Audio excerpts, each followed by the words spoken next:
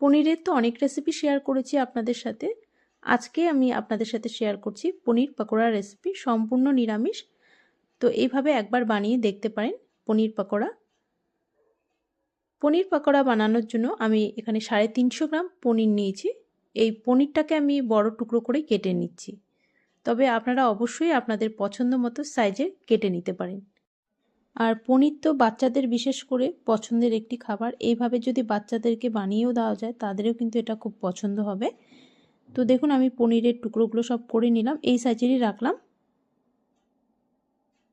এবার এই পনিরের টুকরোগুলোর মধ্যে আমি একটু লবণ আর একটু লঙ্কার গুঁড়ো মাখিয়ে নেব।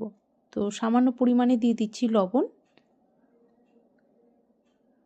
আর একটু দিয়ে দিচ্ছি লঙ্কার গুঁড়ো, প্রায় ছোট হাফ চামচের মতো দিয়ে দিচ্ছি লঙ্কার গুঁড়ো।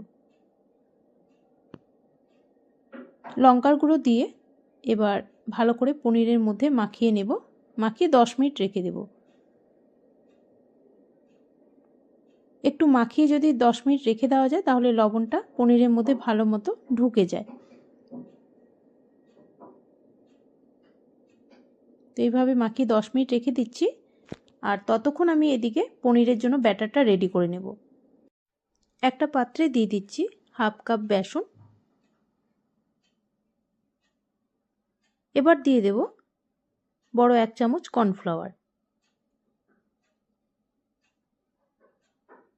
দিয়ে দিচ্ছি ওই চামচেরই 1 চামচ ময়দা।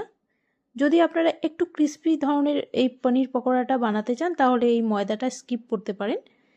ময়দাটা দিলে একটু সফট হবে, সেটা খেতেও ভালো লাগবে, তবে এটা পুরোই আপনাদের চয়েস। দিয়ে দিচ্ছি ছোট হাফ চামচ লবণ, ছোট হাফ চামচ দিয়ে দিলাম হলুদ। এবার দিয়ে দিচ্ছি এর মধ্যে বড় 1 চামচ লঙ্কার গুঁড়ো।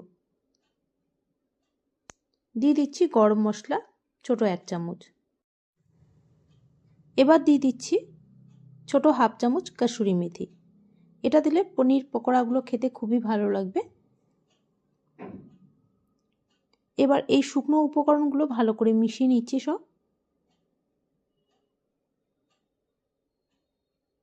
মিশিয়ে নেওয়ার পর এবার অল্প অল্প করে জল দিয়ে ব্যাটারটা রেডি করে নেব। যদি আপনারা এর মধ্যে অল্প আজওয়ান দিতে চান সেটাও দিতে পারেন, আমি এটা দিলাম না। এবার অল্প অল্প করে জল দিয়ে ব্যাটারটা তৈরি করে নেব। খুব বেশি ব্যাটারটা ঘন হবে না, আবার খুব বেশি পাতলাও হবে না। তো ভালো করে এভাবে ফেটিয়ে নিচ্ছি ব্যাটারটাকে।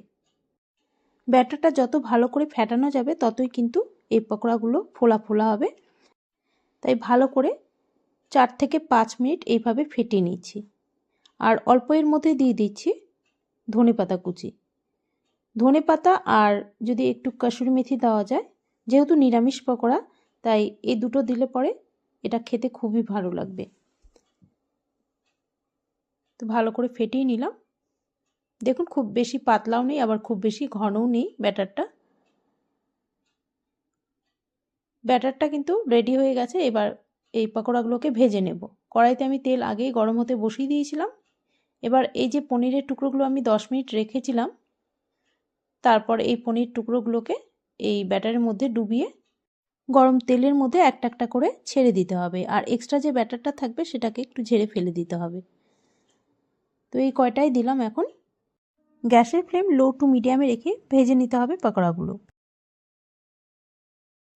আর উপর থেকে এইভাবে তেল একটু ছড়িয়ে দিচ্ছি, ছড়িয়ে এভাবে উল্টিয়ে নিচ্ছি। উল্টিয়ে পাল্টিয়ে পনির পকোড়াগুলোকে ভেজে নিতে হবে গোল্ডেন ব্রাউন যতক্ষণ না পর্যন্ত হয়ে যাচ্ছে। তো দেখুন পকোড়াগুলো কিন্তু অনেকটাই ভাজা হয়ে গেছে। তো তুলে নিচ্ছি এই পকোড়াগুলো। তো একইভাবে বাকি যেগুলো আছে সেগুলোও ভেজে নেব। পনির পকোড়া তো সবাই জানেন বানাতে, তবে এক একজনের পদ্ধতি এক এক রকম থাকে। আজকে সম্পূর্ণ নিরামিষভাবে বানালাম বলে আমি কসুরি মেথি আর একটু ধনেপাতা দিলাম।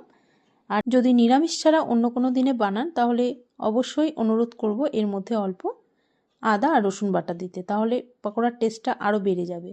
নিরামিষ তো ভালোই লাগে, তবে রসুন আর আদা দিয়ে যে টেস্টটা আসবে সেটা কিন্তু একদমই অন্যরকম হবে। তো আশা করি আমার আজকের রেসিপিটা আপনাদের দেখে ভালো লেগেছে। ভালো লাগলে এভাবে একবার হলেও ট্রাই করে দেখতে পারেন।